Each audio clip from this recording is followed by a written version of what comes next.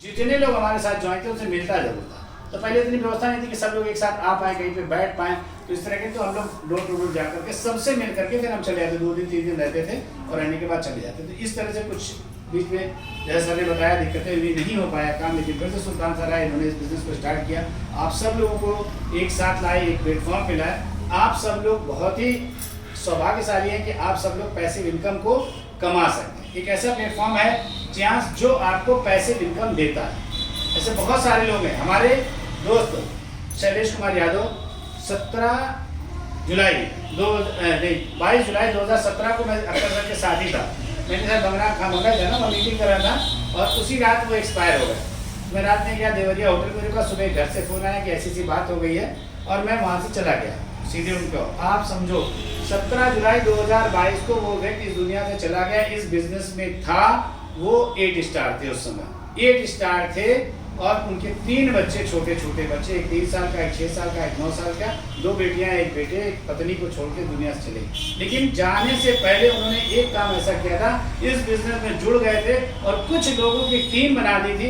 आज भी उनकी पत्नी उतना अच्छा काम नहीं कर पाती है, नहीं जानती उतने अच्छे सिस्टम को, लेकिन उसके बावजूद आज उनके पास उस समय होंडा इमेज कार थी, आज होंडा सिटी से चल रही। कंपनी ने उनको 2 बार कार फंड दिया, 2 बार कार फंड दिया। ये ऐसा बिजनेस है, उनके ना रहने के बावजूद भी उनके घर में रेगुलर इनकम आ रही है बढ़ते हुए क्रम में। जो व्यक्ति 10-12 हजार रुपए के लिए बिजनेस में आए थे कि 10-12 हजार रुपए आ जाएंगे तो हमारे घर का खर्चा चलने लगेगा, ठीक है, आज उनके ना रहने के बावजूद भी पिछले महीने 3.5 लाख रुपए उनके अकाउंट में, 3.5 लाख रुपए एक महीने में। आपको मोबाइल पर डाटा दिखा दूंगा, उनके आईडी पासवर्ड मेरे पास है, दिखा देंगे। 3.5 लाख रुपए की इनकम, ये इससे बड़ी और क्या सिक्योरिटी है? आज सबसे बड़ी समस्या तो पैसे की है ना। जो भी काम करना हो, जो भी करना चाहो, सोचना चाहो तो क्या होता है, सबसे सारी हमारी समस्याओं को जो पैसा है, पैसा ना होने की वजह से हमारे बहुत सारे सपने सीने के अंदर ही दबके रह जाते हैं। बहुत सारी चाहते हैं, आदमी चाहता कुछ है तो होता उसके साथ नहीं है। फिर वही है कि जरूरत भी नहीं। अब तो कोविड के बाद ये है ना, चाहत तो भूल गए, सपने तो भूल गए, लेकिन अगर जरूरत की पूरी बात करनी चाहे तो जरूरत भी नहीं पूरी हो रही।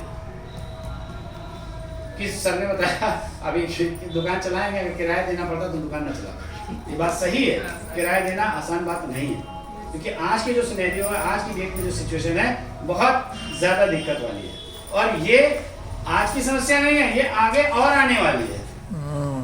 ये समस्या आनी थी, हम लोग को 2012-13 में बताया गया था आने वाला समय ऐसे ही है और ये आएगी समस्या। लोगों को बिलीव नहीं होता था। हम लोगों से बताते थे कि स्वस्थ हो जाओ, इम्यूनिटी अपनी मजबूत कर लो ताकि आप बीमार ना पड़ने पाओ। आने वाले 2020 के बाद लोगों को खांसी आएगी, बुखार आएगा, नजला जुकाम होगा, ठीक नहीं होगा। पहले एक गोली, एक कोरेप्स का ढक्कन पिला देते थे, ठीक हो जाते थे। आज नहीं हो रहे। क्यों नहीं हो रहे? क्योंकि इम्यूनिटी कमजोर हो गई। लेकिन कोविड के बाद क्या है, सभी लोग आज इम्यूनिटी को जान गए कि नहीं जान गए?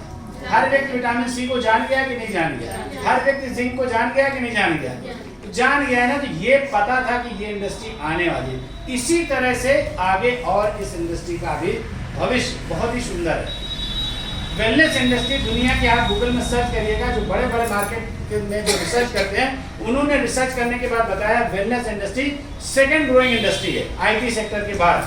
आज मोबाइल सुल्तान सर के पास 2 है, मेरे पास 2 है, तो लाने में दिक्कत हो रही है, घर में छोड़ा गया।